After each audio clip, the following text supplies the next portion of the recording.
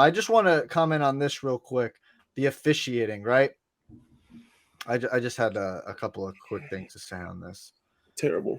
It's just been really bad. So I want to plead. This is like my PSA. I'm pleading to the officials at NFL officiating, I believe it is, on Twitter. Can we stop letting quarterbacks get away with intentional grounding? Like, can we please stop like being so lenient on them? Because it happens at least twice a game. Like every game, quarterbacks will throw the ball away, and it is definitely intentional grounding.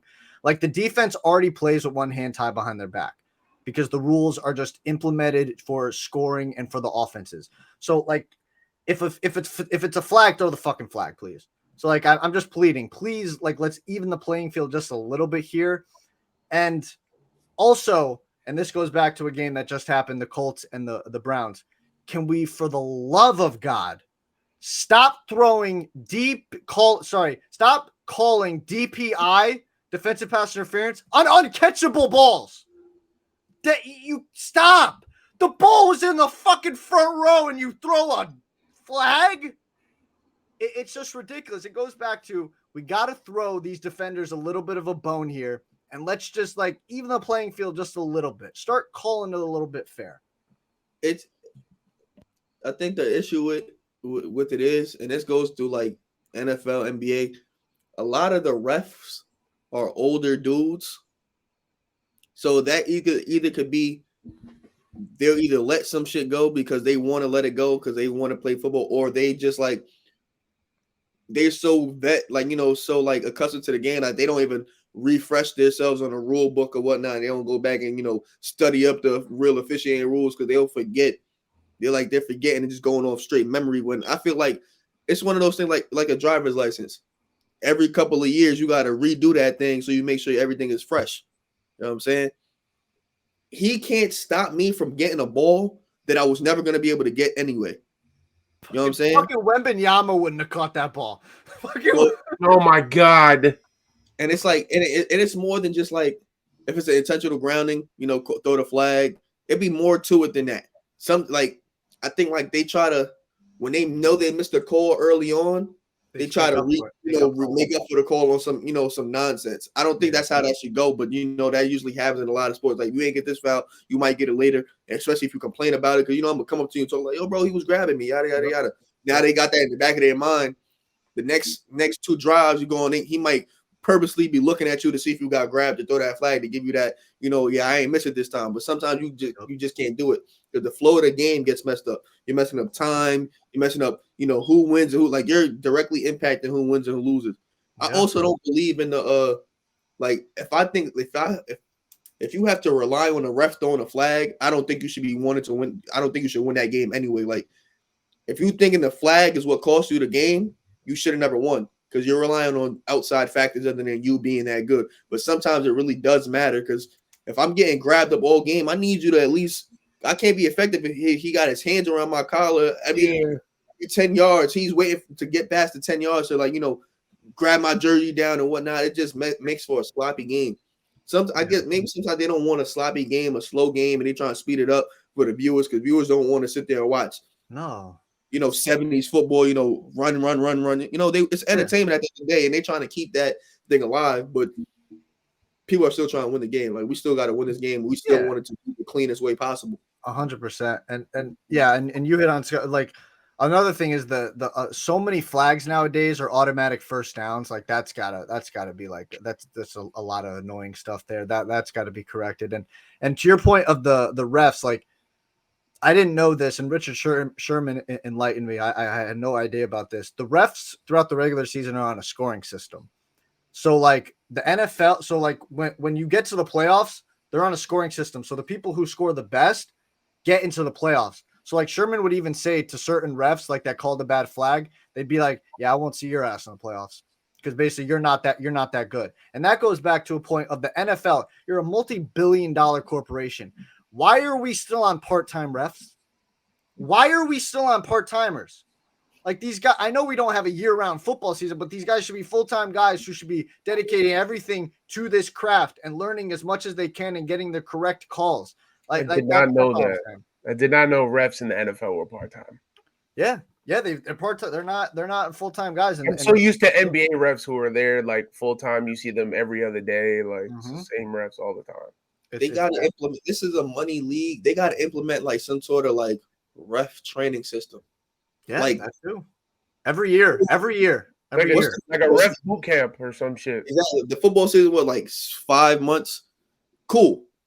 And those other 7, yeah, like they'll get like 2 months off or whatnot. But as soon as training camp and stuff pick back up, that's when the refs, they come back. So like when the players go to OTAs and they got to practice shit and everything else, the refs should be doing the exact same stuff in their own little sitting in the classroom watching film and shit. Take them to Canton. They up in Canton for about a month, maybe a month and a half. They in hotels and whatnot, everything paid for. Have them sit down and go over the rule books again. Go over film, like have them watch film. Yeah, have them on their game that they missed and shit. Exactly. Yeah. Go back each person you got in there, because now you got a start treating them like players. Yeah, if you got 150 refs, you got their flags and what they thrown. Yep. So go back and review their tape, see where they can get better, see what they missed and or what they overblown on the call, whether it be a pass interference, whether it be a roughing the pass or whatnot, and just have them clean it up. And you can just do that yearly round until it's time for you usher in the new refs. Every year you probably should try and bring in at least 5 new refs, so that way you don't have a bunch of old guys. And I'm not trying to be disrespectful to the old guys, like they shouldn't be refs because they've been around. They know at least something.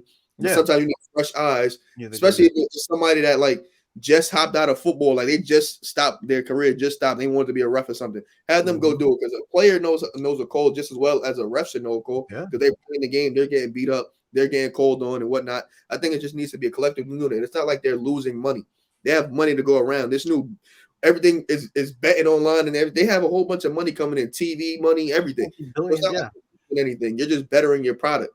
Yeah, and then that at the end of the day, it's all about bettering your product. It's like I said, the defenses just need to be thrown a bone here, because I'm really I understand offense gets the viewers and stuff, but defense can also be exciting, and for just flags to be thrown for bullshit or just like slight grab or stuff, like when the offensive players, you can't even touch, you can't even pass gas, like some people say on these guys, you'll get a personal foul. It's ridiculous. Crazy.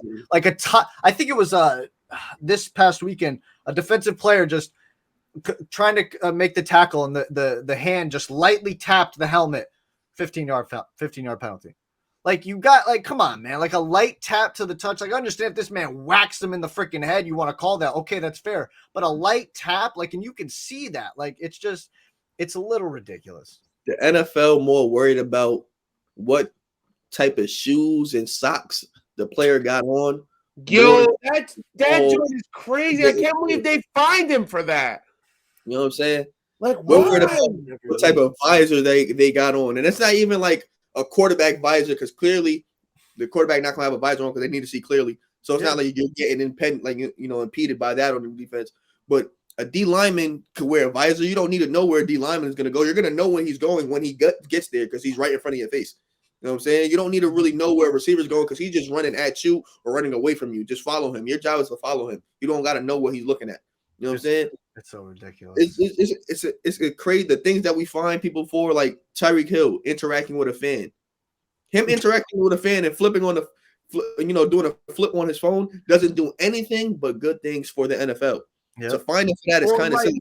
Or like when Stephon Diggs did the celly with the Stone Cold Steve Austin. Yeah, it's not like he was drinking that shit. Like, he just made an explosion. Like, who gives a? What they're doing is getting the fans involved. They're directly interacting with the people that are paying your bills. Yeah. That's a good thing. Literally, I'm gonna go on Twitter in 32 seconds after it's done. Yo, Diggs just slammed my beard, or Tyreek Hill just flipped my phone, and I'm gonna get a bunch of interactions. People now are gonna want to go watch Tyreek Hill. Yep. It's all about fan interaction. When I saw Diggs do that shit with the beer, I was like, damn, I want to sit there. That shit was fire. Yeah, it is. And that goes back to the Ochos, there's not fun league. We have made strides where, back when Ocho and Terrell Owens, like, everything was I love Ocho. Like, we all loved him. We all loved him. I loved him, man. Putting on the gold jacket. I think he should be a Hall of Famer. He probably won't. But there was a time where Ocho was basically a top 5 receiver in the league. It just was overshadowed because he was playing in an era with T.O. and Randy Moss. But Ocho Cinco was giving up 1,011. Andre Johnson, he's probably just gonna sneak into the Hall of Fame, but he was putting up 11, 13 like every year. That dude, bro. I'm mad that they took away the when players used to dunk the goalpost. Yeah. You took that away? They said you can't do that no more. Devontae Adams was the king of that shit. Like Antonio Gates, I think, used to do that a lot too. Yeah, basketball. I was so mad they took that away. I was like, Tony Gonzalez, it was cool. These multi-sport athletes, they showing off that they was also playing basketball too. It's more fun. Like be fun. Entertainment league, bro. Yeah.